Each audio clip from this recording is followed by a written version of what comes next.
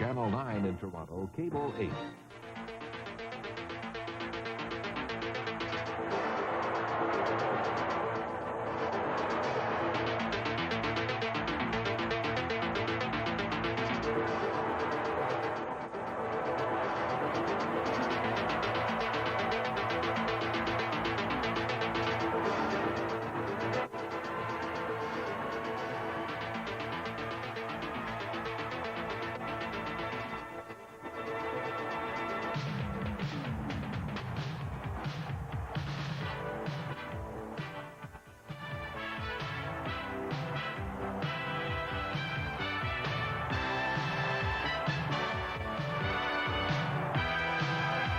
Labatt's Blue Jays Baseball, brought to you by Labatt's Blue, the clean, true taste of Canada.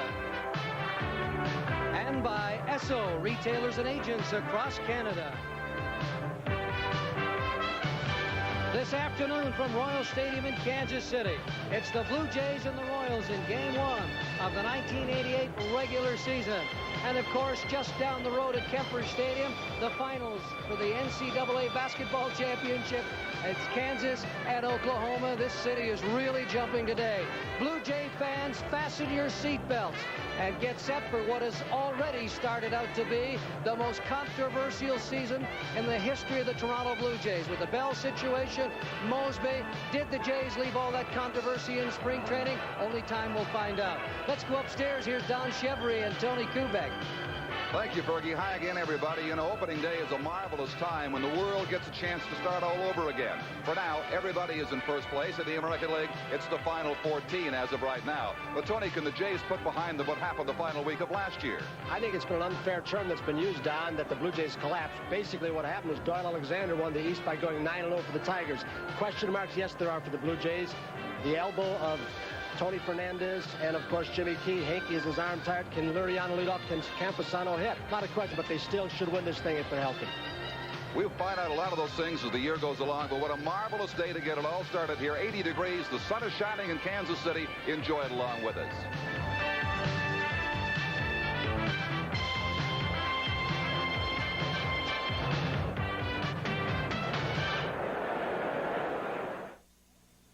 Okay, so you love your car. Whoa, you're not going inside yet. The tires, the 4 round things underneath. There you go. Now, see that armor all protected? Wipe some of that stuff on the tires and bumpers. Okay, now get in the car and do the dash and the seats. You can do this. This is not rocket science. Now, look at your car. Now go in the house and tell them how hard you worked. Go ahead. They don't know about armor all. They'll buy it. There's heart in this land, it's there in all we do. That's why hands across this country reach for the blue. And when we get together, it's a taste that's clean and true. So when you call, then you call for the blue. You know it's gotta be blue, that's why you call for the blue. That's why you call for your blue. It's time to call for the blue. Where all this new design with flair, everything you want to wear. The Bay's Ladies Shoe Spectacular is an irresistible opportunity to strut the latest styles and colors by Avante, Bay Club, and Jeunesse. With leather shoes only $29.99 or $19.99 for other styles, how can you resist? The fashion store, every day. That's why you believe in the Bay. And Saberhagen takes his final warm-up pitches. Let's look at how the Jays will hit first time out of the gate. Nelson Liriano at second base. Looks strange, doesn't it? Lloyd Mosby in left. Fernandez back at shortstop. George Bell, the DH. Third base goes to Rance Mullenix. He started a lot of seasons for the Jays there. Ernie Witt catches again. Right field goes to Barfield. Young Fred McGriff, a fixture at first base now with Upshaw gone. And the man in the middle of all the controversy, young Sil Campusano, patrolling center field for the Jays. It's all coming up shortly. This is, of course, the chance for Saberhagen to shine at home before what could be a record crowd here, even beating the 41,000 plus who saw the Jays and the Royals a few years ago. This is the 4th time these two teams have opened in Kansas City. Tony, let's check the defense for the Royals. Well, Bo Jackson left. He beat out young Gary Thurman, the speedster, in spring training this year. Had a great ovation for Jackson when he was introduced. Willie Wilson, Danny Tartable, Kevin Seitzer, a big addition. Kurt Stillwell over from Cincinnati. Frank White opening the season again. Balboni read a late scratch at first. He'll DH. And another rookie catches the first pitch. Mike McFarlane from Saberhagen. Calling balls and strikes, Dave Phillips behind the plate. Vic Voltaggio at first base, Steve Palermo at second, and Dan Morrison patrolling at third. Laureano misses just by a matter of 28 at-bats, officially being a rookie. The Blue Jays do have 4 rookies as it is on their current roster. Saberhagen works high to him, so it's a ball and a strike to Laureano, who will be followed by Mosby and then Fernandez. The new manager, John Wathen, former catcher, trying to change the look of this team. We'll talk about his starting rotation. That'll back up Wilson, but he's got all kinds of leg to get into that one near the track. A long fly ball out for Laureano. I'll show you something incredible. On that ball, Bo Jackson, thinking that the ball might be lost in the sun, came all the way from left field and was standing in dead center field. That'll show you the great running speed of Bo Jackson in case Willie Wilson got in trouble. He's just jogging back to his normal position. He is a gazelle. Oh, man, world-class speed, and we know about his power.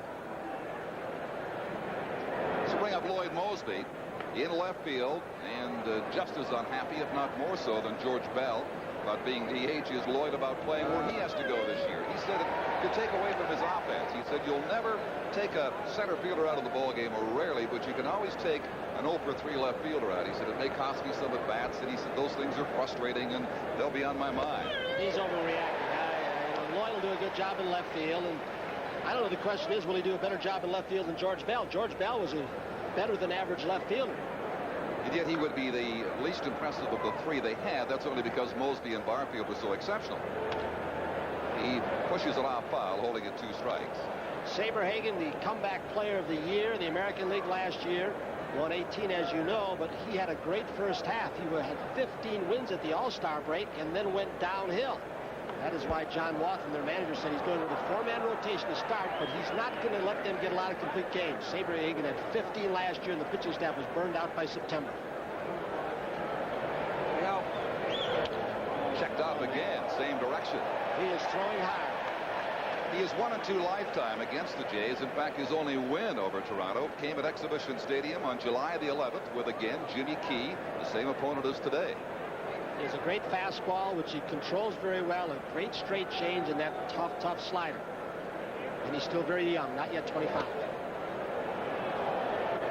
1-2. He missed inside to Mosby, who will be followed by Tony Fernandez with 1 gone in the Blue Jay first inning. It is finally here. The day we all wait for, the first sure sign of spring, opening day of the baseball season. Stroke down to dependable Frank White, the Gold Glover at second base. Balboni playing for Brett, who's the DH today, and 2 are gone. He's got 8 Gold Gloves at that second base spot, which ties Bill Mazeroski. Also had 8 when he played. It's a record for second baseman. A man from your era, Mazeroski. Remember him well. I don't want to date you, but we can date ourselves. Can you believe this is our 12th year doing Blue Jay telecasts? We've fooled him a long time, Chet. Boy, older but not necessarily better. Here's Tony Fernandez, whose elbow, thank you, is much better. Interesting exercise Tony does. Did it before the game today. He hooks this long cord up to any kind of foundation he can find, a screen, a fence, a post, or whatever, and keeps pulling on it, exercising that elbow that was broken last year.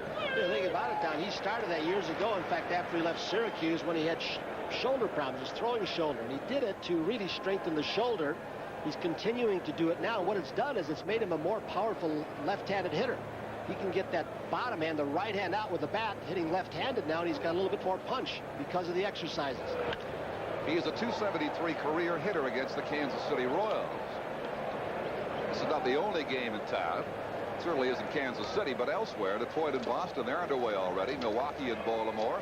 Chance of showers forecast for Memorial Stadium there. California opening in Chicago. Cleveland's in Texas with Willie Upshaw starting at first base for the Tribe.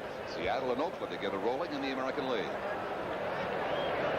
Here's the 1-2 now to Fernandez, and again, he pushes it off. Souvenir, a hard-fought one for the crowd here, holding it at 1-2. Well, it's the only day of the year. There's Pat Gillick, the general manager. Some said he stood still. He didn't. 7 new faces on this Blue Jays roster that were not with the ball club opening day last year. Well, it also can be said he made a lot of his moves in the final 6 or 8 weeks of last season, geared A, to a possible pennant last year, and B, to how this team would look in '88. So the action came earlier. Right back to Saberhagen, the roller from Fernandez, and the Blue Jays are gone quickly and quietly in the first inning of Major League competition this year. You're watching Labatt's Blue Jays baseball on CTV. You could win a trip to the Indy 500 during Goodyear's big event sale. Get fabulous savings on all-season high-performance radials. Save on our lowest price performance radials. Our best all-season radials. And our lowest priced all-season radials. Remember the Indy 500 contest and hurry to your participating Goodyear retailer. The big event sale ends soon. Goodyear takes you home. 0 to 60 in the new Cutlass Supreme.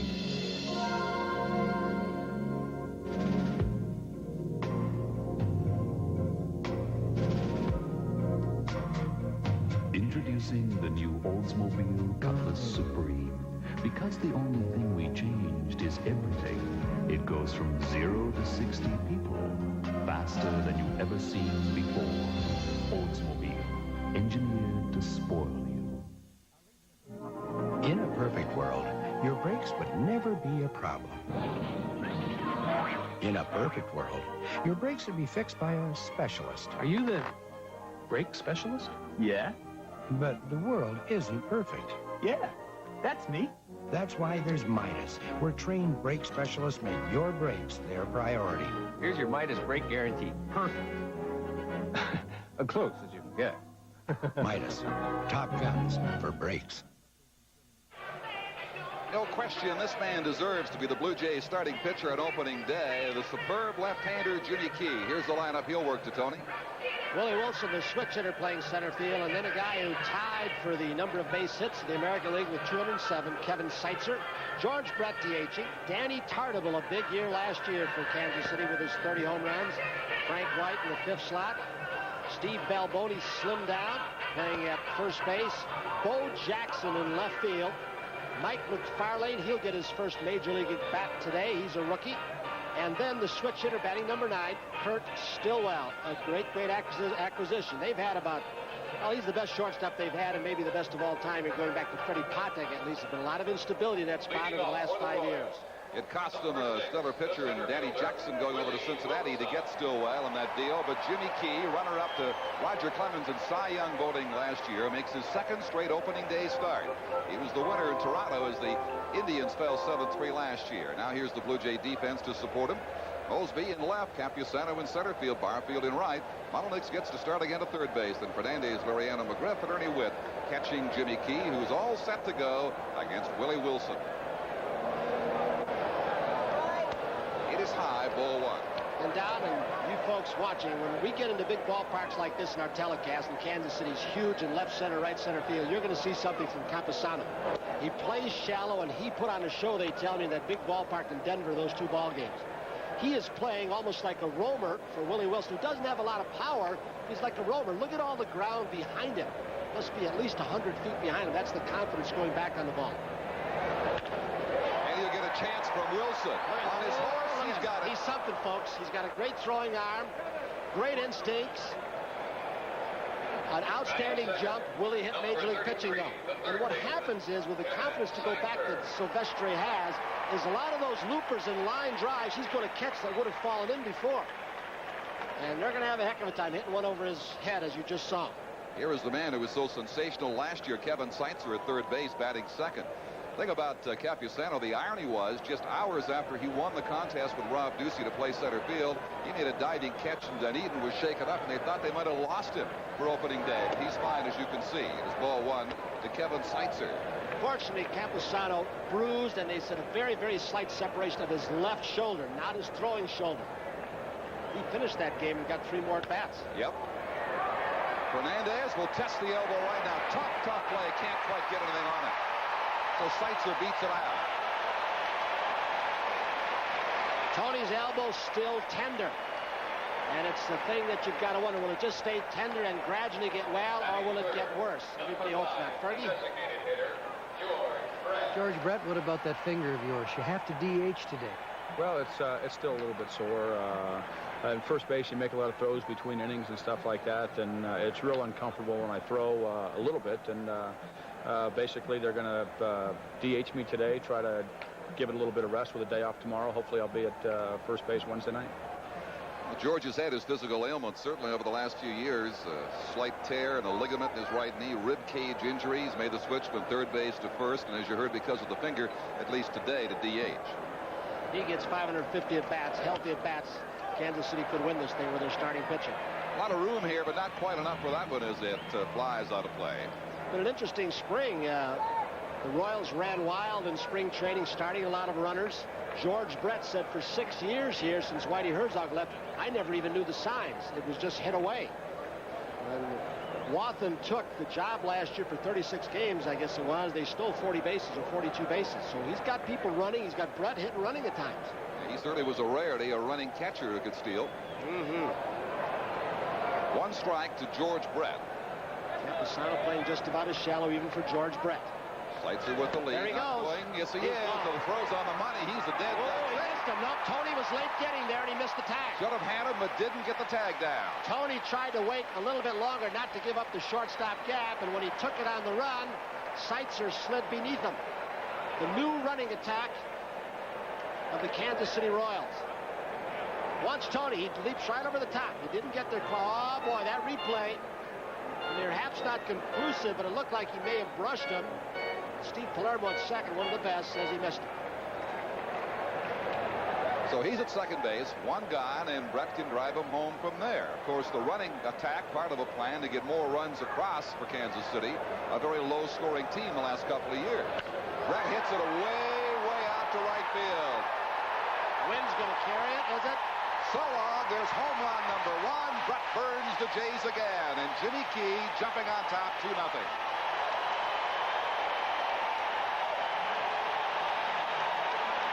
The joy of opening day abounds here with these Royals fans. Remember Bobby Cox in the League Championship Series, the respect he showed for George Brett with a couple of men on base and he walked him with first base occupied.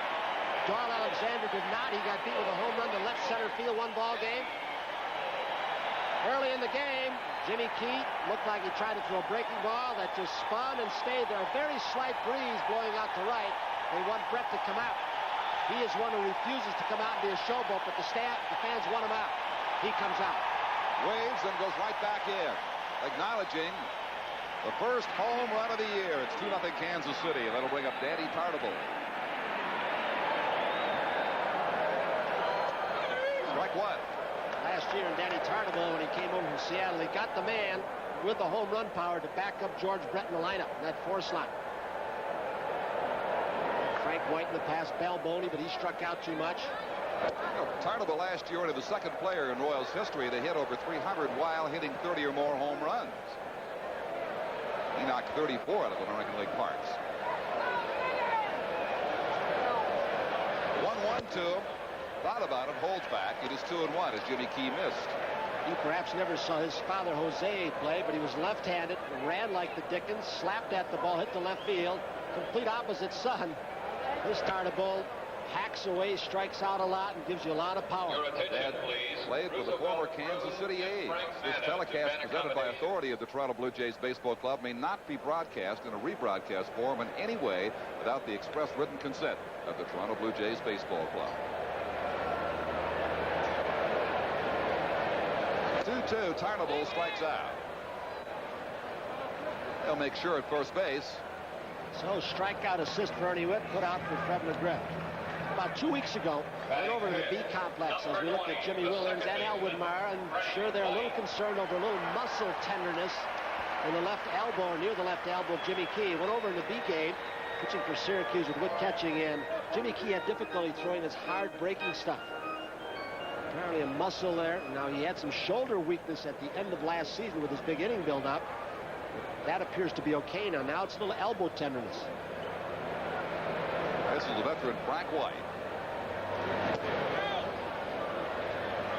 And it is ball one to him. White, who's done a lot of weight work the last few years, has really increased his power, not as noticeably last year as the season before. He had 17 home runs nonetheless. To a certain extent at the expense of average, which has always been high for him. He gets a base hit. First time up, keeps the inning alive. You know, the most impressive aspect, Al Whitbar says, of Jimmy Key's pitch selection is his changeup. How would the elbow affect that? Not at all, and I think that's why the game I saw him pitch, and he hasn't pitched for quite a while now, with that little tenderness, getting some treatments. Won't affect the changeup, won't affect the fastball. It might affect the sinker when he turns it over. I don't know that for a fact, but the breaking ball seemed to be the one, the hard breaking ball that bothered him. But he changes speeds. He's almost like a left-handed catfish hunter. Not just a straight change of the fastball, it's variable speeds in between. The arm motion is so deceiving. Here is Big Balboni jumping on the first pitch, lifting it into shallow right field. Here's Laureano calling off all comers, and he makes the final out. But Jimmy Key gets burned for 3 hits. The big blast, the 2-run homer by the old Blue Jays nemesis, George Brett. And the Royals lead the Jays after an inning, 2-0 on opening day in Kansas City. This is Labatt's Blue Jays baseball on CTV. I was new in town, kept hearing I'm going to Harvey's and I've been to Harvey's. I wanted to meet this fella, sounded real popular. When suddenly I saw people topping these big, juicy charbroiled burgers, having them this way and that way. Everybody looking real pleased about the entire situation. Well, I never did meet Harvey, but I sure found out why everybody was a-coming and a-going from his place. 'Cause you can get it just the way you want at Harvey's restaurant. It was a beautiful sight.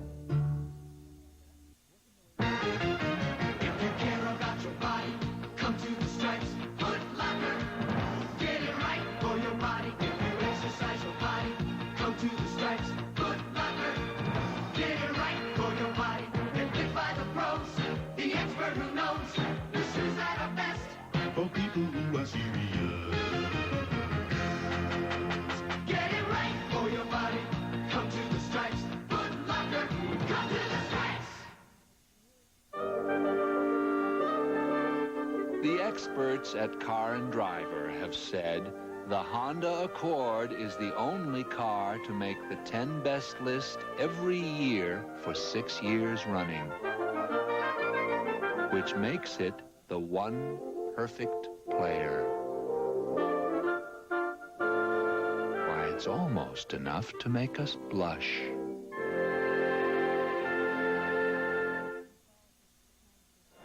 Blue Jay manager Jimmy Williams, the biggest story in spring training was the George Bell situation. Today, it's opening day.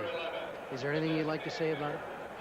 Well, certainly we're very fortunate to have George Bell in our ball club. We know what he has meant to our organization. I think those fans in Toronto realize what he has done for the organization. The accolades he has received, he's definitely earned them. I think the most important thing, though, is, you know, he spoke his piece, had his opinion, which is fair. I'm the manager. Maybe there has been undue criticism in both corners.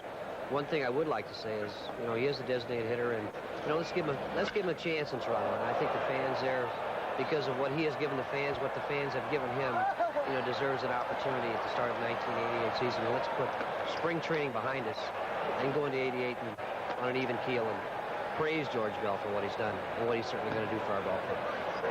George for now has done his talking with his bat. 47 home runs last year. First time up, he cranks it out here in Kansas City, and it's 2-1.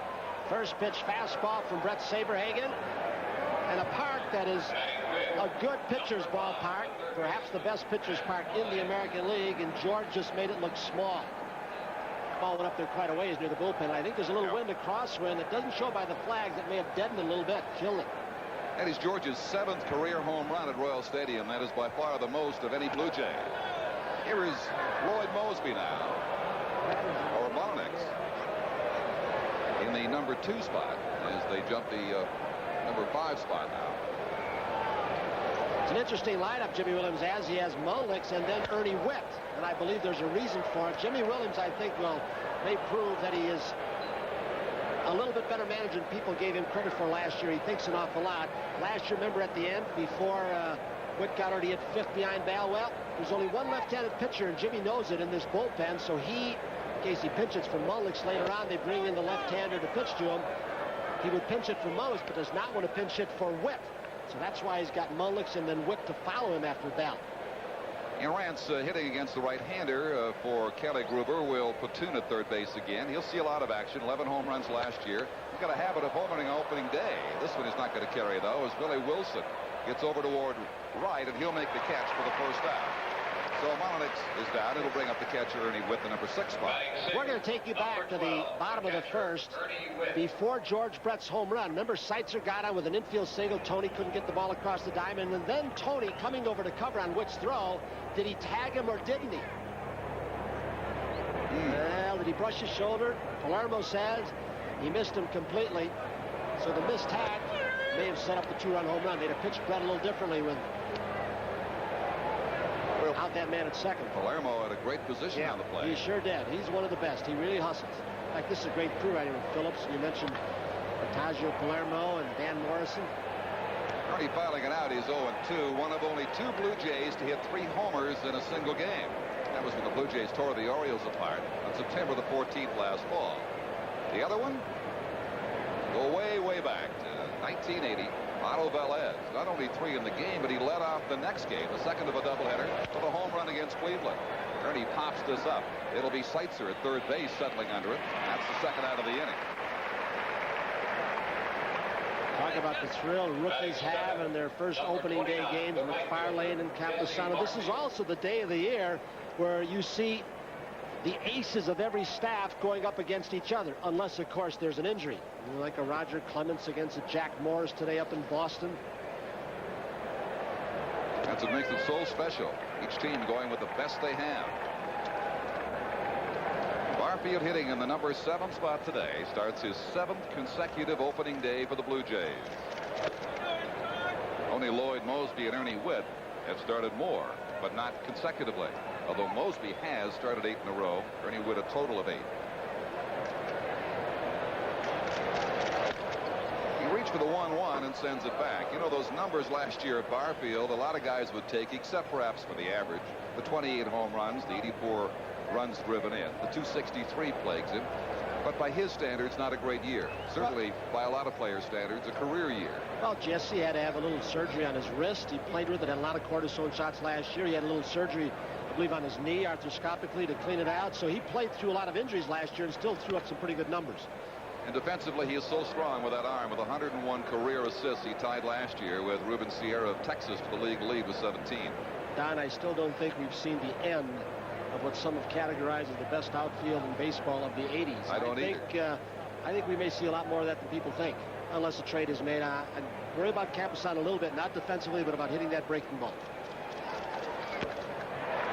He reached for a pitch, fading away from him. He's gone, so are the Blue Jays, but they get Bell's leadoff home run. Now, after 1.5, it's 2-1 Royals on Labatt's Blue Jays baseball on CTV.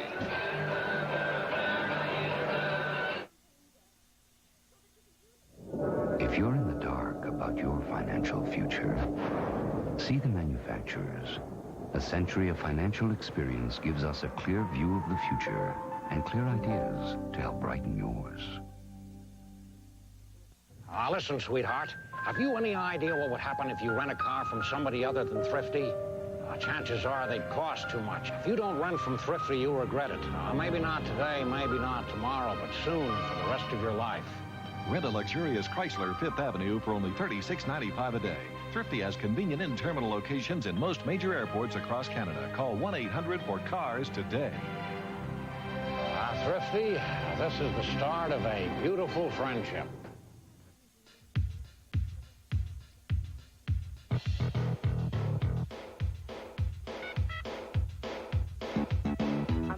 Introducing the 1988 Nissan Pulsar NX, now more powerful than ever. The car for people who know where they're going and want to get there sooner. Nissan Pulsar NX. Built for the most important race of all, the human race. If your financial future looks fuzzy, get a hand from the manufacturers. As one of Canada's largest financial companies, we have the vision to help you see your future and the clout to help you shape it. manager John Wathen, the Royals got away from the running game. You're going to take them back to that. Well, we felt we had to, Fergie. The last couple of years, we've had trouble scoring runs. We've always had a tremendous pitching staff in Kansas City, always up near the top in earned run average, and we feel that we need to manufacture some runs. We've got the speed to do it. We've just kind of sat back the last few years, and now we're feeling pretty good about our running game. We're going to steal some more bases. We're going to hit and run and execute. And situation hitting is a big part of that as well. Getting guys over to second and third base and getting them in fly ball, ground ball, whatever it takes. And here is Bo Jackson. They weren't quite sure, he wasn't at least, how he'd be received here after all the controversy last year going over to football.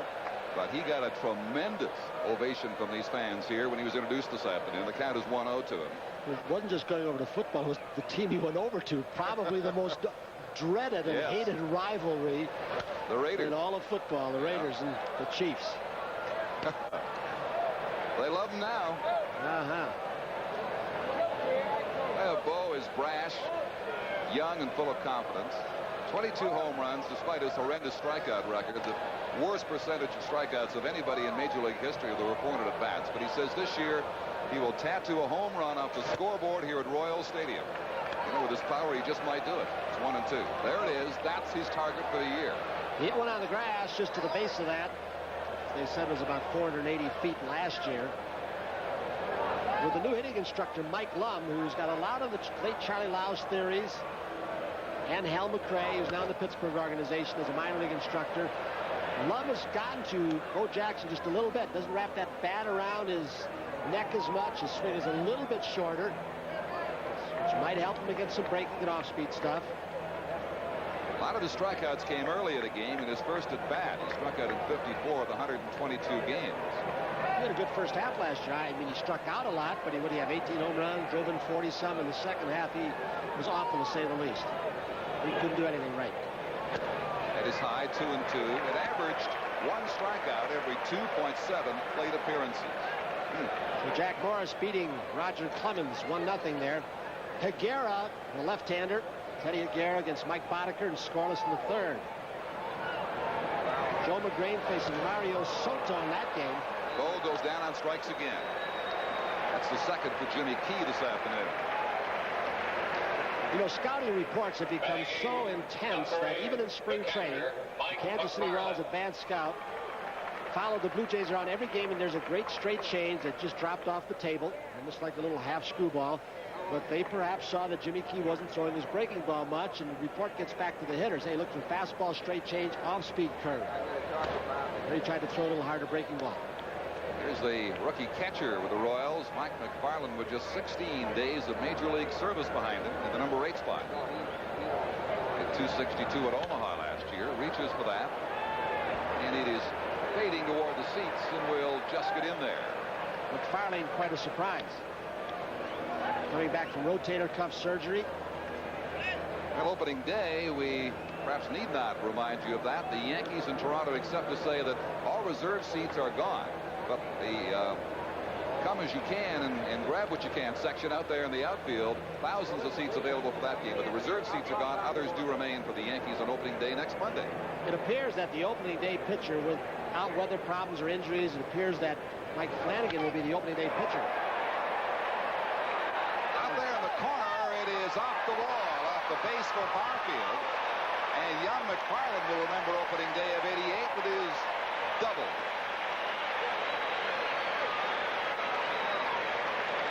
Quite a thrill for a 23-year-old to be in the opening day lineup and then double his first time out. Well, the problem areas for the Royals going into this spring training, they were worried about their bullpen. They've reshuffled that. They were worried about catching with Jamie Quirk, Larry Owens from last year. And McFarland coming back from the rotator cuff surgery just a year ago. They didn't think he'd be ready, but he's made the ball club. A lot of versatility on this Royals club. Scotty Madison, he's a rookie. He can catch and play other positions. The Royals have produced a couple of runs already with another threat here in the second inning. They were shut out 6 times last year during April. That tied a Major League record. This team did not score runs, and that's the reason they failed to win despite some pretty good pitching. Here's a strike taken. It is 1-1 to Kurt Stillwell, the young man that Tony talked about, the shortstop coming over from Cincinnati. He has trouble getting into Major League ballparks. Still in his early 20s. is trouble because his face is so youthful looking. You always think he's the bat boy. Nicknamed Opie. Remember who Opie was, didn't you? Yeah. Andy Griffith series. You were the former Opie. Yeah. He is a good turf player. He covers a lot of ground.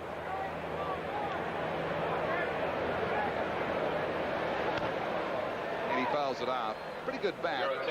Question about his defense, though. He committed 18 errors in 51 games at shortstop. And not a great lifetime fielding percentage, but as you say, he's young and he will develop as he goes along. Well, he was as a young player, it's awfully difficult to be thrown in a platoon situation. Pete Rose used him and Barry Larkin. But the Olympic team finally decided that he was expendable, still outside. It's just a matter of not playing regularly. And also, with the range he has and the quickness, he's got a great runner, but he's got quickness. I think he gets to a lot of balls some people don't, which can always cause you a few more errors. The carpet has caused him problems, though. He was just .882 his percentage fielding on carpets other than Cincinnati's. 2-2 count from Key. McFarland at second base, and that will be in foul territory and out of play. The Royals on George Brett's homer in the first inning lead the Blue Jays on George Bell's solo blast 2-1. We're playing in the bottom of the second inning, an opening day in Kansas City. Who do you like tonight, Oklahoma or Kansas? Oklahoma. I love their defense, and they've got three big men, but two big men especially inside that can really dominate. A team that has lost only 3 games all season, Sooners.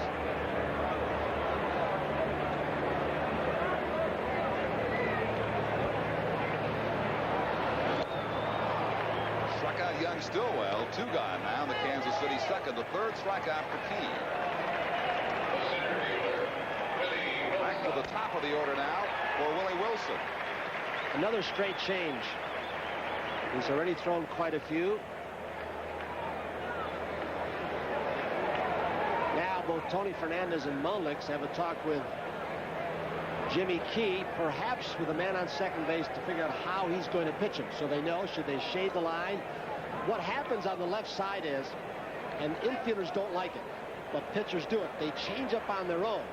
The catcher gives the fastball signals, they shade toward the middle of the diamond or lean that way, and then they change up on their own and they get beat to their right. And all those 2 guys on the left side will know, if you're going to change up on your own, you got to let us know so we can cheat more to our right. Nobody on base, it can kill you also, but especially with a man in scoring position. And that's what the conference is about, I believe. Strike 2 to Wilson, who is renowned for his speed. Oddly enough, in his over 10 years of Major League service, he has led the American League in steals only once, but he's one of 5 players in history to have stolen 30 or more bases 10 consecutive years. Had pretty good competition for many years from Ricky Henderson, whose streak was broken after 6 last year by Reynolds from Cincinnati. I mean, from Seattle, rather. Harold Reynolds, that's high 1 and 2. Well, Willie does usually lead in triples, though. He had 15 last year and had 21 one year. Willie has got that posh lifetime contract. 1 of 3 here in Kansas City. Brett and, of course, Quisenberry have the others. $1 million a year through 89, then options all the way to 94. But he hasn't hit 300 since 1984 and strikes out here to end the inning. 4 Ks now for Jimmy Key, who strikes out the side, but McFarland's 2-bagger in between. And it's 2-1 Royals after 2 on the Bats Blue Jays Baseball on CTV.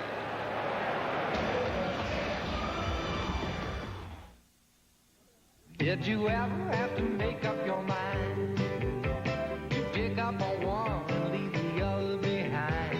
It's not often easy and not often kind. Did you ever have to make up your mind? Or did you ever have to finally decide to say yes to one that the other one tried? Double Blue, Blue and Blue Light. 2 great beers, 1 tough decision. Did you ever have to finally decide? 4 days in April, the greatest one-stop car sale in Metro history. April 6th to 9th, more than 2,000 1988 Chevs, Olds, Pontiacs, Buicks, Cadillacs, Fords, BMWs, Mazdas, and Nissans are on sale in the greatest one-stop car sale in Metro history. Toronto Automobile Center, Young north of Steeles. 4 days in April to save. Marine farming on this scale was unheard of way back in 1988. How did you get so far ahead? Actually, Bell's wide range of office integration systems gave us a real edge. With Bell's help, we were able to work faster and smarter with the components we already had. What was that?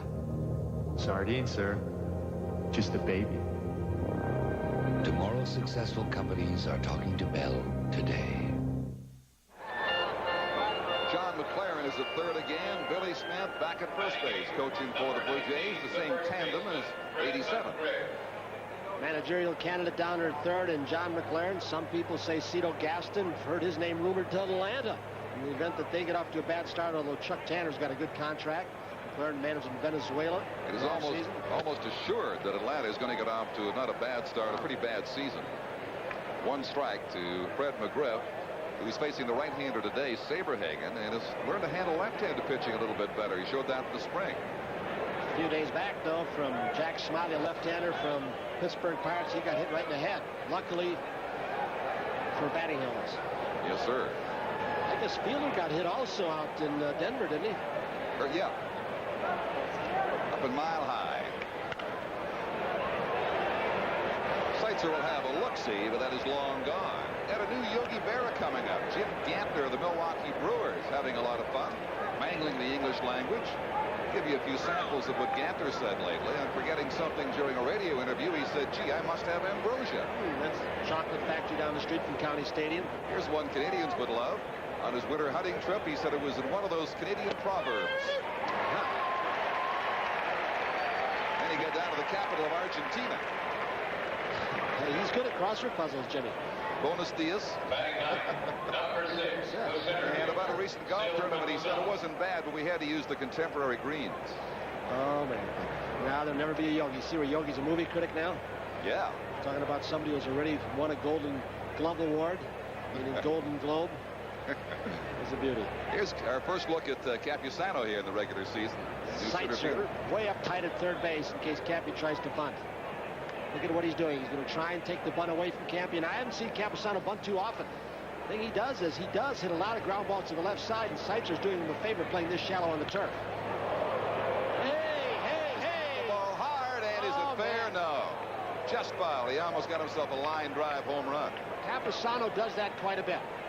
With that top hand dominant stroke that he has, where the top hand comes over sometime too quickly, rolling it over, he pulls a lot of balls foul, and also hits a lot of balls on the ground when he tops them. Well, he had 14 home runs in Syracuse, as you see, but he's capable because he is so powerful, hits the ball so hard, of much more than that. He'd be a better hitter if he just hits the ball straight away. Right center field, left center field, not tries to pull too much. He surprised Balboni and made a good recovery at first base. Balboni, for a big man who has lost some weight, is not the slowest in the world. In fact, they used him last year as a pinch runner in one of the Royals' early season games. The second baseman. He's slimmed down quite a bit. For the last couple of years, he's had to come to spring training and battle for a contract. Had some back problems 2 off seasons ago. And that's something you put a guy in for Brett who's become a very accomplished first baseman. And Brett might have been playing farther off the line, and Balboni's somehow hanging on the line, and he takes a double away. All worked out. Crazy game. 2 quick outs on that play, plus the McGriff strikeout. And here is Nelson Laureano, who sent Wilson back near the track with a long fly ball to center in the first.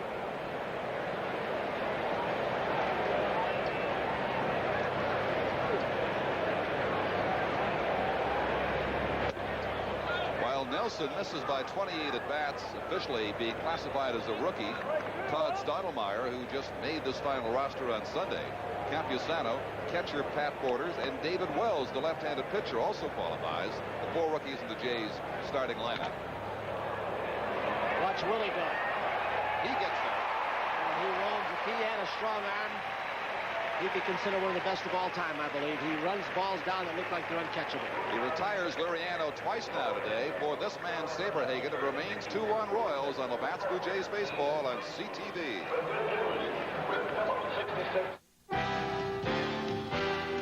Hemlo is gold country, led by Noranda's exciting new Golden Giant mine, the lowest cost gold producer in the country. Noranda, It means mines, forests, oil and gas, manufacturing. It means new ideas, new discoveries by the 34,000 Canadians who are Noranda, a very resourceful company. I told him, son, gas isn't just gas anymore. Today you need a gas that cleans. Why?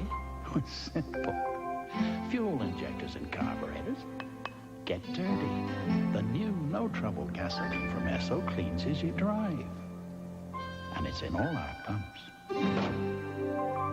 Thanks, Dad. No trouble, son. I told him. There's a beat in this land. It's there in all we do. That's why hands across the country reach for the blue. And when we get together, there's a taste that's green and true. That's why we come with the blue. Labatt's Blue is Pilsner brewed for that clean, true taste. Yeah, why we come with the blue. It's time to call for your blue. It's time to call for the blue. 2-1 Royals here in Kansas City on opening day 88 as we head for the Kansas City third inning. Kevin Seitzer, George Brett, and Danny Tarlevo, two of those three, did the damage for the 2 runs back in the first inning. What do you think? Silvestre Camposano came within a couple of feet of making history for himself, almost with a home run opening day. First time. Last guy to do that was Will Clark in '86, San Francisco, and Al Woods Day. Yep. In '77, April 7th. Camposano just missed it, hooking just to the outside of the pole. Seitzer takes ball 1. Jimmy Key has fanned 4 today, putting up 4 hits and a pair of runs. Seitzer, of course, involved in that play at second base. Fernandez swooping down for the tag, and Steve Palermo said he didn't get him. Ooh, that was close. That was just before Brett's home run. Tony had a ground ball to his right, where with that elbow he couldn't get anything on it. Seitzer beat it out for a base hit. Then Tony, perhaps a little slow getting over to cover. Didn't give Ernie a good chance. That's one of those where it'll go as a stolen base against the catcher unfairly. Jimmy Key held him on well. Not a good jump, and Tony just missed the tag. But as it turned out, the way Brett hit the ball didn't matter which base he was on. He was coming home anyhow. Well, Chevy, I had a chance to talk to Tony Fernandez when he came into the dugout and asked him if he tagged Seitzer. He says he did. Well, that one replay that we just showed, you know, the possibility grazed one of his shoulders.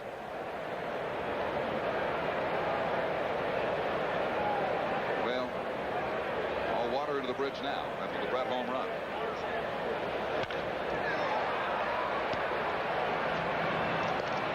Seitzer is retired. What you'll have with Tony also is if the elbow stays tender, he'll probably, especially on the artificial surface, have to cheat. Even on dirt and grass, cheat toward the hitter to make the throw a little shorter, and that may affect his range factor as far as getting ball to the left and the right. Interesting also because of Nelson Laureano's ongoing back spasm during training camp. These two did not have a lot of innings together in the middle of the Blue Jays infield, Fernandez and Laureano. Their main backup middle infielder, Manny Lee, on the disabled list with a sore throwing shoulder, and from there, I don't know where you go. The depth chart next year is what, Jimmy Kelly at 17 years old? Yeah. Jose Escobar, the Venezuelan here. Hasn't played much at a high level. They increased program sales at Brentfield and Dunedin by about 1,000%. Which really means, I believe, Pat Gillick's still got to be around looking for a backup middle infielder to send down to Syracuse. Argenis Salazar was available. The Cubs snatched him up in a hurry, and I'm sure Gillick is looking long and hard. And also, perhaps, a right-handed hitting catcher. They've got Sal Butera they picked up from Minnesota in case Pat Borders does struggle. So he's still working. It's just a matter of they want your right arm, your left leg when they think you're desperate at a position. It's 2-1 to Brett.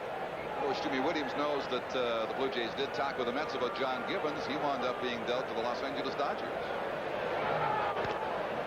Check swing foul. It is 2-2 to Brett. With one gone here in the Royals third, they lead 2-1. A lot of controversy who the best hitter in the American League is. Some will say Boggs because of his average. Some will say Mattingly because of the power and average and doesn't strike out. I really feel that when this man's healthy, and he hasn't been for a couple of years, he's the best. Score 100 runs, have a slugging average, walk 100 times, hit for high average. Plus, he's got this big barn to hit it. He doesn't have a short fence.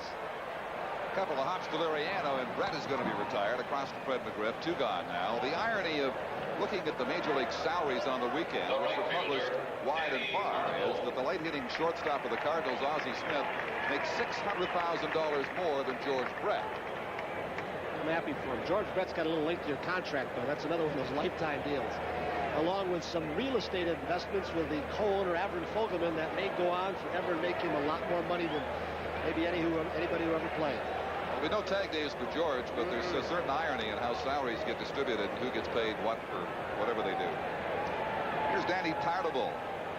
34 home runs last year, struck out first time up in the first inning. An unhappy man who felt, or he was during spring training, felt he didn't get his due when they negotiated his new contract after the big home run year. So he hit about 20 of his home runs, almost 20, that either won or tied ball games for this ball club. I mean, he had some big home runs in late game situations for Kansas City. He can hit the ball out the opposite way, except the one man he hates to face is Tom Hinkie. He struck out 5 times against Hinkie and is 0 for 8 lifetime against him. Well, now the league hits about 180 off Hinkie, so there aren't too many that do care to hit off him. Right. In the gap, gone to the wall, and hopping up from the top of it. Campusano comes in with it. He'll make the toss to third base, holding Danny Tartabull to a double. Here's something that Campusano will have to learn, and he'll have to be helped by Cito Gaston off the bench. In a 2-out situation, in a big ballpark like this, what you want to do is you want to move back a little bit to prevent a ball from getting hit over your head, perhaps control the gaps a little bit better, concede the single in front of the line drive or the blooper, but try and take away these kinds of hits. I'm not saying you could have done it even if you played deeply, but it's something that a young outfielder's got to learn. A few outs, you back up a little bit on a power hitter. Keep him out of scoring position. And here is Frank White, who's been the starting second baseman in Kansas City since 1976, after making his Major League debut way back in '73, 15 years ago. He goes on and on. 8 Gold Gloves, as Tony talked about, a record he established last year, and he has a strike to him now. Well, they know now that Frank at his age on this turf, and as hot as it gets in Kansas City, they went out and got Brad Wellman. They've got Dakota, another infielder that can play in the middle, to give Frank some rest so he doesn't wear down when the hot months of August come around. John Walton, I believe, is going to use that entire 24-man roster. He's already told his starting pitchers in a meeting with them, and they're going with 4 starters now, that I'm not going to let you finish many games. We're going to use that bullpen. He thinks Quisenberry will be better with more work. He's become the closer again. A couple of bad years. He's got Ted Powers. He can pitch in long relief. Can be a closer. Bud Black. Here's the 1-1 to White. It is upstairs for 2 balls and a strike. While White's power has increased the last couple of years, his .245 average last year was the lowest for him since 1976. I'd rather have a run producer than an average hitter in most cases. And he's become a run producer. He wasn't that early in his career.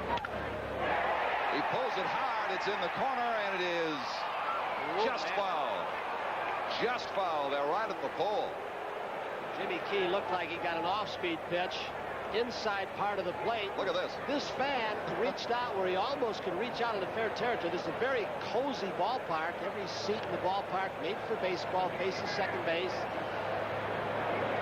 A souvenir of opening day off the bat of Frank White.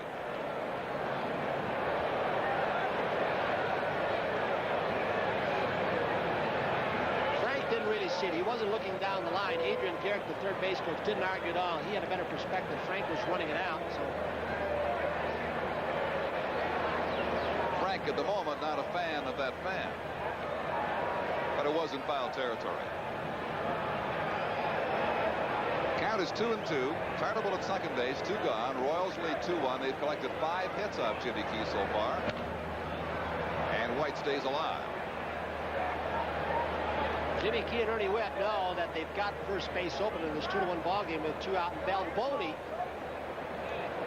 who perhaps easier to strike out, but he also more likely percentage-wise to hit a long ball. I would wonder if they'd give him a strike right now. So Jimmy doesn't have the hard breaking ball. It's hard for him to throw a ball down and in and make him go after a bad pitch. That's the ball again. Out of play. Reminder of what's upcoming on CTV. Coverage of the Minnesota series Saturday and Sunday next weekend. And then we'll be back in Toronto for the home opener a week from today, Monday, April the 11th on CTV. So join us for that. Last time the Jays will ever open a season at Exhibition Stadium.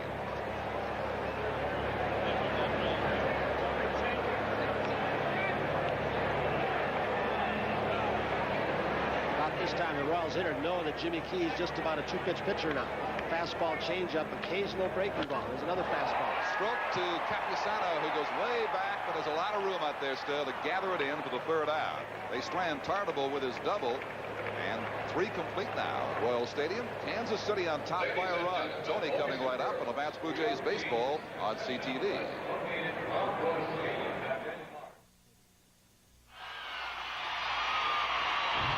Play Baseball Magic at your A&P, Super Dominion, and Super Fresh stores in Ontario.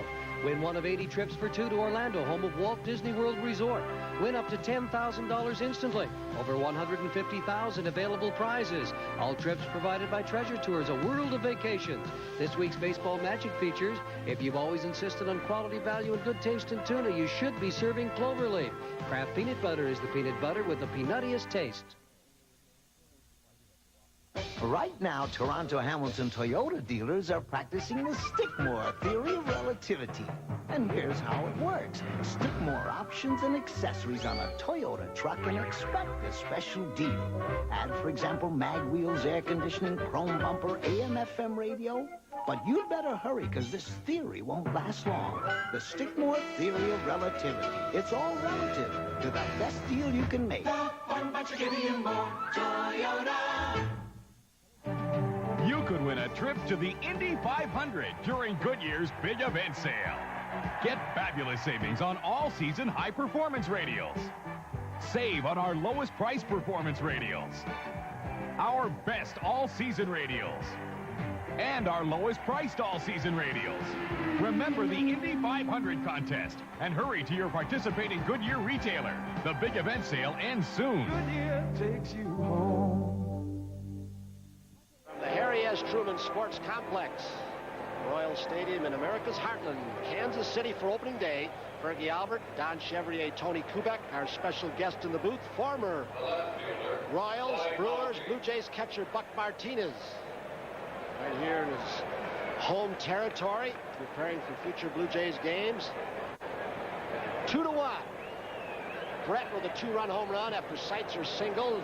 Stoll and George Bell, first pitch in regular season action, a home run to left field off Saberhagen. Foul back. Saberhagen with a good fastball today has been able to move it in and out.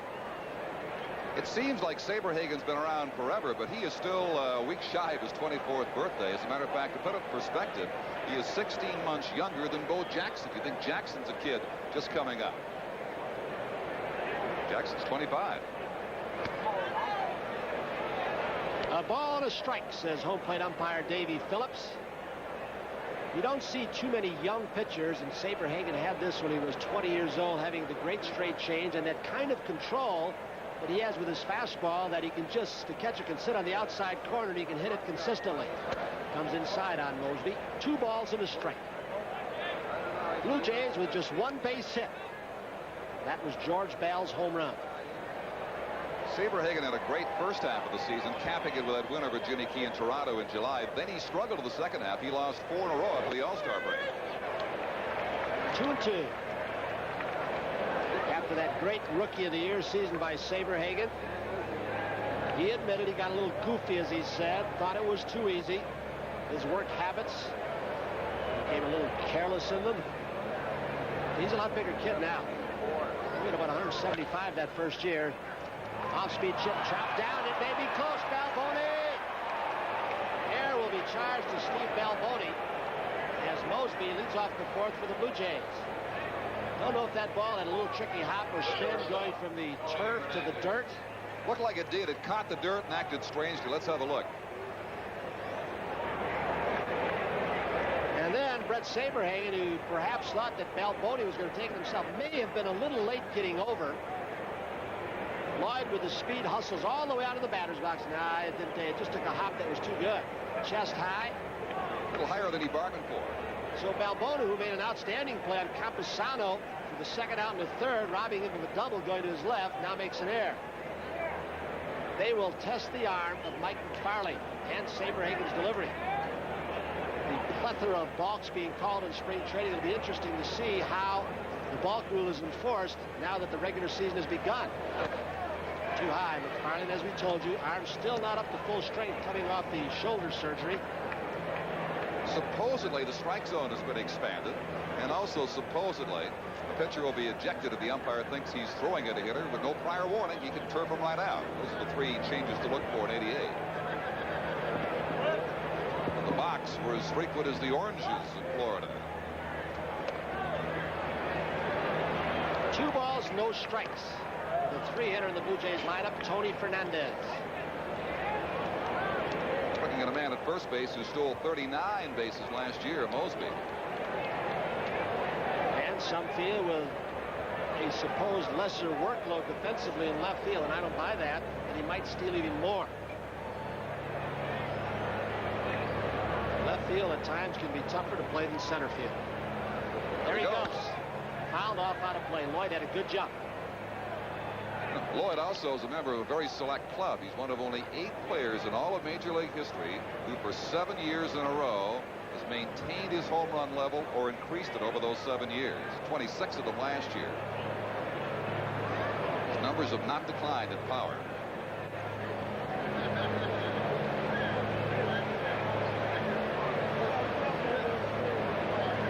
Tony Fernandez grounded back to Saberhagen on a changeup back in the first inning.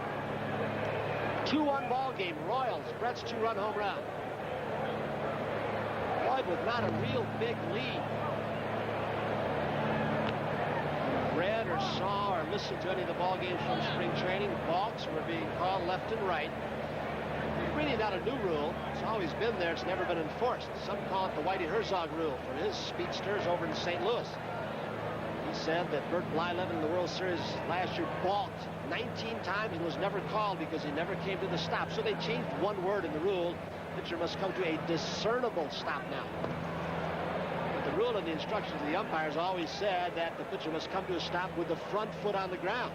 Some pitchers began to cheat. They were stopping with their hand, but their front foot was already going toward home plate to deceive the runner. There'll be some stolen base records broken this year. Live ball, left field. Bo Jackson got a slow start, lost it in the sun. With that speed, he recovers, and he's got it. Mosby will go back to first base. 2 outs. Jackson was frozen by the sun when the ball went up down the left field line, and then he picked it up. The designated hitter, The fan phone vote brought to you by Xerox Canada. Yeah, there's the question. Would you have traded George Bell during spring training? Cost you 50 cents to make those phone calls. You got my opinion. I'd never trade George Bell. I'd never make George Bell the DH, not for a full season. I think George needs to play about 100 games in left field to keep the legs toned, to keep his mind, keep physically in the ball game. I know one thing. I never would trade him for 36-year-old Dave Winfield, as great as Winfield is. Not giving up a 28-year-old for a 36-year-old doesn't make sense. Well, I always feel if George Bell is going to hurt himself, it's going to be something, or hurt the knee again, be something offensively. Swinging the bat, catching the cleats, sliding. He's not a very good slider, as we know. He already fractured his leg seriously. Running the bases, cutting the bag. Of course, the other side of the question, which is a valid one, would you trade it, is how could his outburst affect a team? On the negative side, what could it do to team spirit and team morale if he's not happy and others aren't happy as a result? And what trade value does George have, really, when he's got about a $6 million deal and you're telling the National League that he either can't play because of his injury or can't play because of his ability in left field? Who's going to take him? Take a $6 million deal. Well, the out club might say, well, that's your opinion. He's not ideal for left field. We don't think so. Of course, George doesn't think so. I don't either. George Bell's better than an average left fielder. Just look at his throwing. Yeah, there are times the knee gets sore. 1 ball, 1 strike, 1 out. Fouled off by Bell. Out of play, 1-2 with 1 out. George at the first pitch in the second for a home run off Saberhagen to cut the lead to 2-1 Royals. The worst part of this whole thing, I think, was the timing of it. You can debate it for hours whether he should be a DH or left fielder or whatever, but The timing means that Blue Jays weren't really given a chance to put 87 behind them at the end of last season to regain their confidence and get back to their winning ways. That's what's unfortunate. Breaking ball, left field corner, but it should hook foul. Off-speed pitch that had George fooled, but to show you his uncanny bat control, as much as he was fooled, he decelerated the bat speed and somehow kept himself alive. There are the phone numbers again. Would you have traded George Bell during spring training? A yes or a no? There are the numbers to call. 50 cents a call. And once again, we get a free opinion without having to put our 50 cents worth in. But Tony's honest, folks. He's got a jar at home, and every night after a telecast, he goes home, puts the 2 quarters in. That's right. 2 quarters that I saved for not casting the vote. 2-2 now with Mosby on first.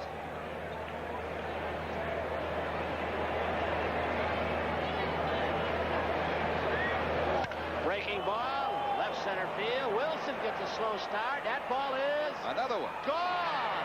George Bell, consecutive home runs. 3-2 Toronto. Is he a strong man, or is the ball still too stuck? This park hasn't gotten any smaller, but he was fooled and hit it out to left center field with one hand. If he's unhappy, it sure isn't hurting his home run production. Anybody that thinks that any kind of major league player, and I specifically mean George Bell, a hanging breaking ball, but George stuck with it and drilled it out of here. Players get in the batter's box, they're thinking of one thing, hitting 300 or hitting a lot of home runs or getting a base hit. They're not thinking about any kind of turmoil that's long since passed and spring training's over. It may resurface. It is now 8 career home runs, the most by any Blue Jay in history for George Bell in Kansas City. Rance Mullix fly to center field in the second. The Jays with just 2 base hits, they've got 3 runs, 2 home runs. Here's by trouble. Bell. It's going to drop. Mullix will get at least 2. He's standing up at second base. And if Bo Jackson can't get to it, you know Rance hit it in a perfect spot. This is a ballpark where the gaps are so huge in left and right center field that most defensive alignments on the turf, they will say, give them the 2 foul lines, left and right field, but protect the gaps. Give them a double down the line, but protect against a triple. That's why you'll see a lot of doubles in this park. Fergie? I just wanted to say, Tony, you notice how George Bell, when he came into the dugout, he just kept right on going, right up the tunnel, right back into the clubhouse. He's probably watching our telecast right now, but he didn't stay around for the accolades or anything else. He went straight up, back into the clubhouse. You know, George has talked to a lot of hitters, a strike to Ernie Witt, about what they do, and Hal McRae, who is a premier designated hitter, and Don Baylor, both of them have said to him, look, you've got to keep yourself in the ballgame in your mind. You've got to keep yourself loose while the team is playing defensively, and you're just hitting now. And especially with all those things, you've got to go up to the TV monitor and watch the pitcher's pattern from this camera to see how he's pitching hitters, what his ball is moving. Is it sinking? Is it tailing away? Is it cutting in on your fist? And that's what George is doing. Keeping himself active. Karl Yastrzemski, when he DH'd, would go up and hit a taped ball up in the clubhouse. Some hit off a batting tee. Yeah, the role does demand you develop a hobby. Yeah, you got to develop really a routine aside from a hobby. Yep. Ernie Witt popped out in the second. 2 balls to strike, 1 out with a veteran Rance Mullix down at second base, perhaps trying to flash at least location of pitches as he looks in at young Mike McFarlane, the catcher.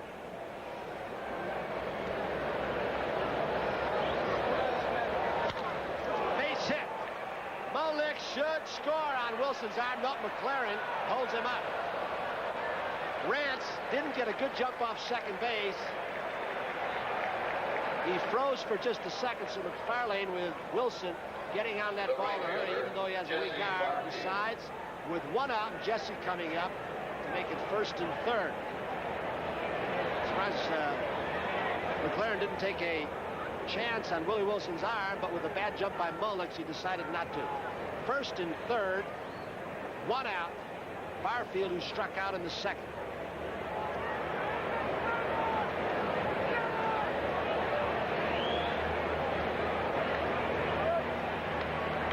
Jesse should be thinking one thing with 1 out, get a pitch I can drive deep to the outfield. I think he got enough of it. They're tagging up at both bases. Wilson will not have a play at home. Mulnix will score the 4th run for Toronto. They lead it 4-2. Sacrifice fly, no time at bat for Barfield, so he does his job. Ernie went wisely, tags up at first base, had Wilson uncorked to throw home. Wiley missing a cutoff man. Ernie would have kept on going to second. Wilson wisely just threw it back into second base. Now it's Fred McGriff. Freddie struck out in the 3rd.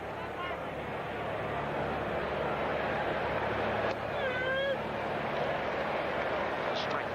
75 degrees and a light wind at game time, probably up around 80 degrees Fahrenheit right now. It's a delightful day in Kansas City. Warmest home opener for Kansas City was 84 degrees. That was for a night ball game. And I believe the Blue Jays were here for the coldest. Temperature right around 39. And by the time that game was over, as I recall, I think it was a 2-1 game. Bud Black against Dave Stieb. 85. That's right. Temperature was like 29 degrees by the time that game ended. That's how warm it is. Florida-looking crowd here. I think we're still back in spring training. Change up. 1 ball, 2 strikes to Fred McGriff. The Jays have opened 4 times at Royal Stadium. Toronto last won in 86-6-2. They lost that 2-1 game Tony talked about in 85.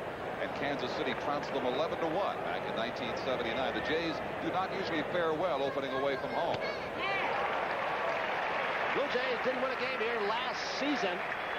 They are leading this ball game as we go to the bottom of the 4th. 4-2, 2 George Bell home runs. Saberhagen leaves a little bit disconsolate. You're watching the Bats Blue Jays baseball on CTV.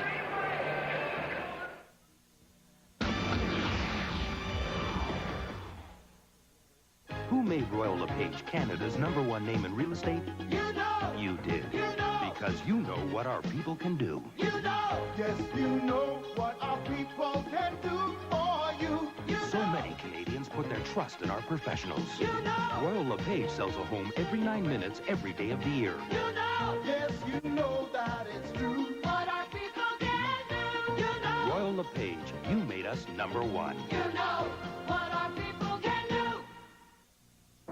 Can your motor oil take the heat? When today's engines reach high running temperatures, motor oil can thin out, break down, and leave engine surfaces unprotected. But Castrol XLR has been engineered to maintain a lubricating film, even at extreme engine temperatures. At Castrol, we believe if you can't take the heat, get out of the engine. Castrol XLR, the oil engineered for today's cars. Look for Castrol XLR at these leading retailers.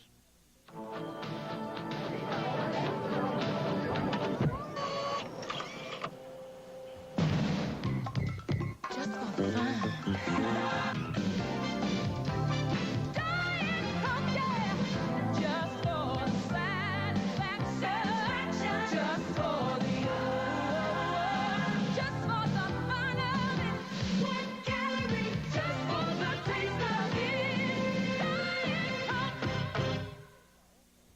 Canada's top skiers take aim at national titles in the Export A Ski Series, Saturdays, only on CTV's Wide World of Sports.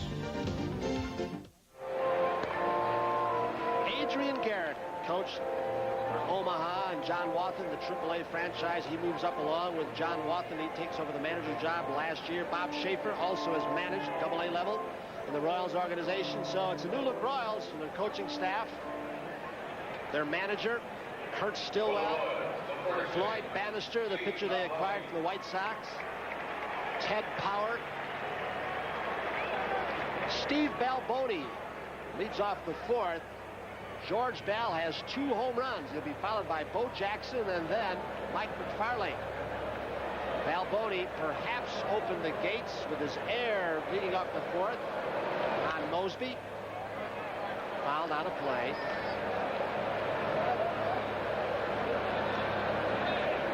Well, he had to make the team, as you alluded to earlier, again this year. And last year, they weren't even sure with his problems with that disc that acted up in his back whether he could make half the season. He had a qualifying clause in his contract that he had to be there on July the 1st to get a certain amount of money. He made it. Occasionally, the sun is winning the fight with these clouds here and pops out. And so Tony Fernandez wants some sunglasses. It's cloudy last inning. Now it fights its way through again. to use a fight kind of analogy. I thought I would, because you've been bounding around the country doing some boxing matches for ABC, ESPN. You talk about punch drunk, here I am. Foul off again by Balboni. 3 home runs in the ball game. Brett, a 2-run shot. Bal, solo home run and a 2-run home run. 4-2 Blue Jays.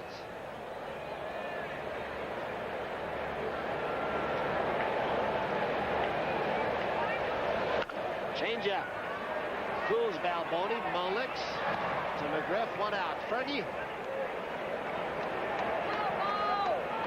Bo Jackson, the fans here in Kansas City really got on you last year after it was announced you're going to play football. What do you think the crowd reaction will be this year? Well, I think in '88, in order for us to win a whole lot of games, over 100 games, I think our fans are going to have to be our 10th player and they got to be with us through thick and thin and just be that 10th man to give us the edge over the other team. You think they'll be... Well, when Bo Jackson was introduced, we apologize for a little technical problem. You got the gist of what Bo was saying, but there was an overwhelming ovation for Bo Jackson when the team was introduced and they charged out to the first base line. In fact, there's almost been a PR campaign by this team. Willie Wilson saying we really treated him unfairly. He was kind of an outsider. And yes, he was a little cocky. Yes, he was new to the team, didn't get minor league experience or much of it, and we really didn't come to his rescue. George Brett has talked about his work habits, as have the coaching staff and John Wathan. So they've really, all spring training, sent the message back up here that they hope the fans treat Bo a lot better than they have so far. 1-1. Right field. Barfield better hurry. It is going to be over his head. The ball took off on him. Bo will go for 2 and stand up. Jesse was fooled on that ball. It looked like Jackson just waved at a fastball tailing away, and they are having difficulty, not just with the sun, but this opening day. We've shown you all the white-shirted background, and the outfielders are getting, when the sun is out, bad jumps on the ball. We've seen it with Jackson a couple of times.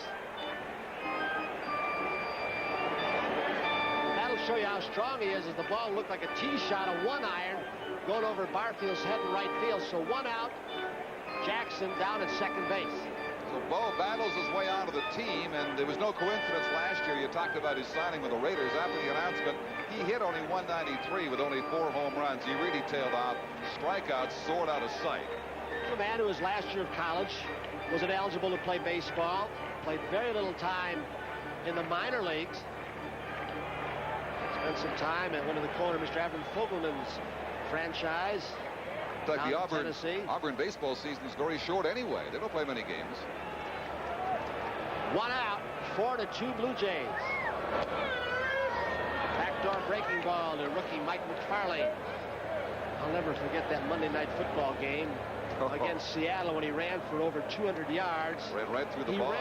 He ran away from people, and then he just took Brian Bosworth, who was somewhat of a behemoth, and just knocked him back 6 yards and ran all over him. Somewhat of a behemoth, you might say, yes. I mean, I think it was Al Michaels, as we look at Jackson again, made the comment that Bo Jackson made the opposition team, Seattle, look like a bunch of kids trying to catch him. And that's what he made him look like. That's how much talent Jackson had. That was a 221-yard game that you talked about. The same game he set an NFL season high with a 91-yard dash. 2 strikes, 1 out. 4-2 ball game. Jays lead it. McFarlane doubled in the second. Now out of play. You know, after the 260 innings last year, 260 plus that Jimmy Key, we told you earlier that during the offseason they found with some sophisticated testing, I believe it's a Cybex machine they use, that his shoulder was very weak. I heard it percent like 60% weaker than it should have been, so they tried to strengthen it. It'll be interesting to see if Jimmy Key will have enough stuff on that fastball inside part of the plate, which became a very big pitch for him, moving right-hand hitters off this season. Or if he left some of that, there's the pitch right there, a little cut fastball or slider. But if he doesn't get that back, he can control the outer edge of the plate with a sinker, the running fastball, and the changeup. But if he can't partially control, like Charlie Leibrandt does, the inside half of the plate on right-handers, he could have trouble this year. We'll see if the arm strength will come completely back. 1-2.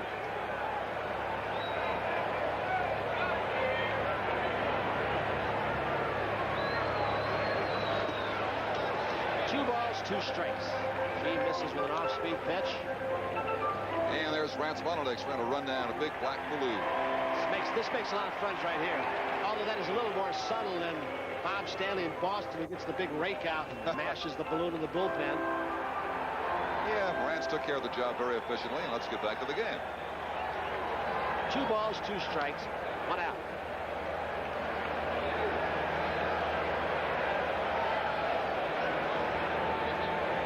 That's something umpires aren't letting hitters do very much this year. That's one of the emphasis, to speed up games, prevent hitters from getting out of the batter's box unless they swing. It didn't appear that Phillips was going to give time to McFarlane so he could step out.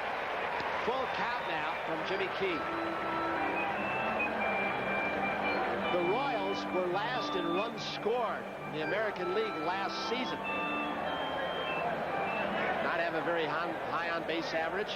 Didn't take many walks.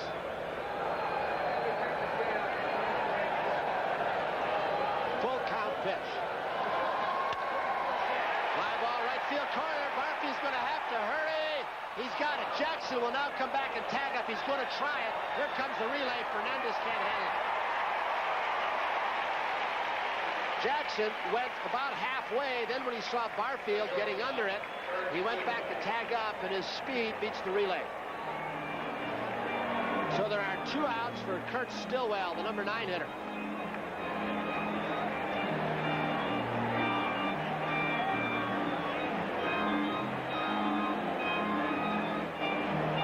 Situation with the 9th place hitter up.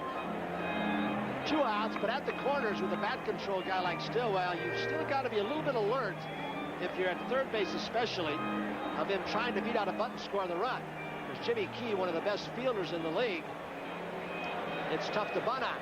He just looked over at Rance, and Rance said, yeah, he nodded. He said, I'm going to be creeping in when the pitch comes on the way. That's got to be careful for a short pass ball with Jackson's speed at third. A strike, breaking ball.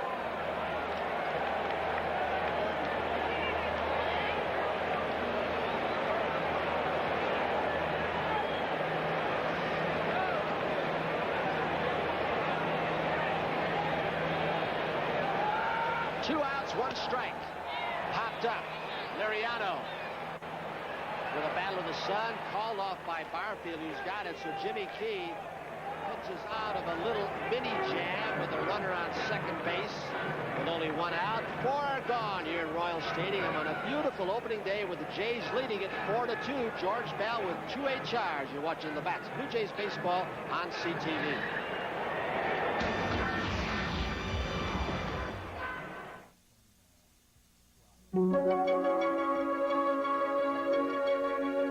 Honda would like to show you something you've never seen before. 4-wheel steering.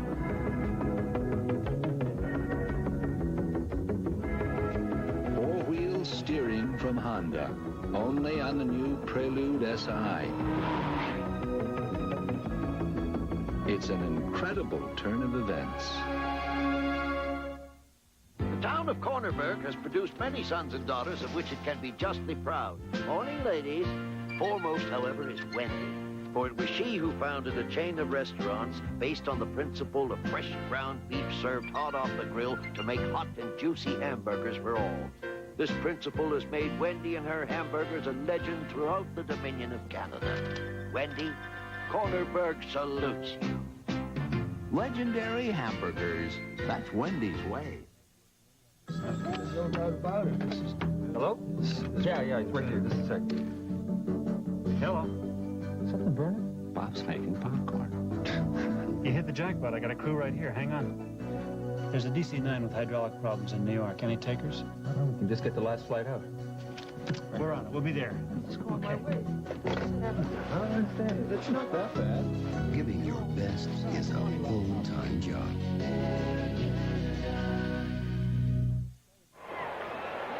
The little Dominican, Silvestre Camposano, will lead off the 5th against Brett Saberhagen. Jays leading by 2 runs. What was that all about? Ball 1. First time up, Camposano hit a ball rather sharply down the line that Balboni got. Chop foul. 1-1.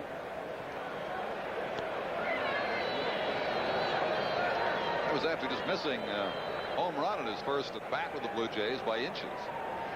No, Silvestre Camposano is not from San Pedro de Macorís, Tony's hometown or George's hometown. Breaking ball hangs inside. He's from a little town called Boca Chica, which is right outside Santo Domingo. A good-looking young prospect. Going to be a tough play for Stillwell. Scoops off his glove.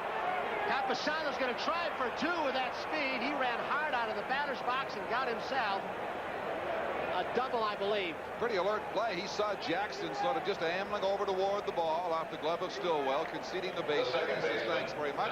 I'll take two.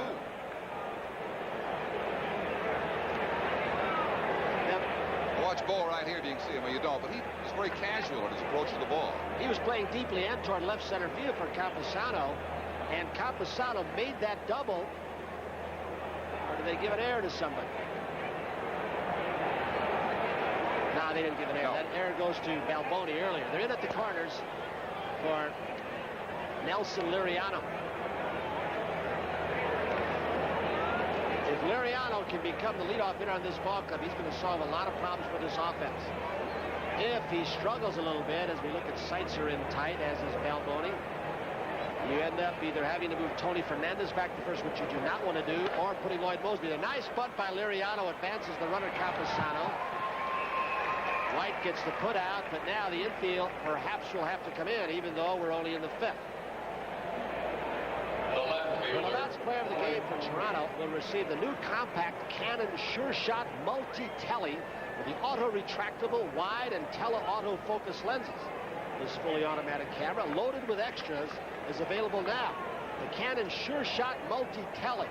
This baby is loaded with so many extras, we haven't even told you all about it. We've only told you about 30 or 40 in that little brief thing right there. Hey, I'm here all day. Tell me some more. We're talking extras. The Blue Jays try to tack on an extra run right now. Mosby up in the infield, in 1 out. Popped it up. Stillwell. This will not score him. Lloyd jumped on a high fastball. Didn't get around, as they say in the jargon of the pitcher's fraternity. Saberhagen got into Lloyd Mosby's kitchen. Didn't get around and didn't get the run home. Now let's see if Tony Fernandez can.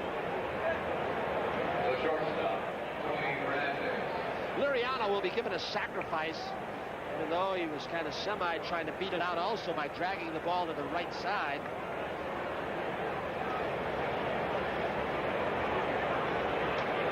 Fernandez is grounded out and fly to left. They're still tight at the corners in case he tries to butt his way on and score the run. Nice play by McFarlane, prevented it from going to the backstop. Saberhagen pitching from the stretch so that Camposano cannot get quite as big a lead. Blue Jays 4 runs, 5 hits, no errors. The Royals 2 runs, 6 hits, 1 error. There are 2 outs, a 1-0 count on Fernandez. Right on the outer edge, or was it? No, 2-0. It looked close. McFarlane turns a little bit on the home plate umpire, Davey Phillips. Perhaps thought he missed it. Dave Phillips, St. Louis area. Deep to right center field, Willie Wilson goes near the warning track. About 390 feet away, but it's a long out in this ballpark. So the Jays leave Camposano stranded on third base after a leadoff double. We'll go to the bottom of the fifth. 4-2 Blue Jays. You're watching Labatt's Blue Jays baseball on CTV. Last season, Cooper bats were a very big hit in the major leagues. Tony Fernandez digs in. A swing and a drive. He's hit it hard to right field. This year, Cooper gloves are a great catch in the majors, in Cooper styles and Cooper models. Now, Canada's best-selling gloves are making a name in the majors, and what Cooper did at the plate, they'll do in the field. To left field. Here comes Raines coming hard. He dives. What a catch. A sensational catch. Most people fish to relax. But with me, it's different. See, that's my office out there. When the fish are running, Well, my equipment's got to run smoothly, too. So I use quality SO oils.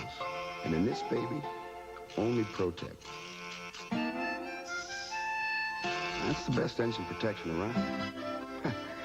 When I come home to relax, I want to leave the office behind. The difference between finding the perfect home and getting it could be right in your pocket. You need to know what you can afford before you start shopping for a home.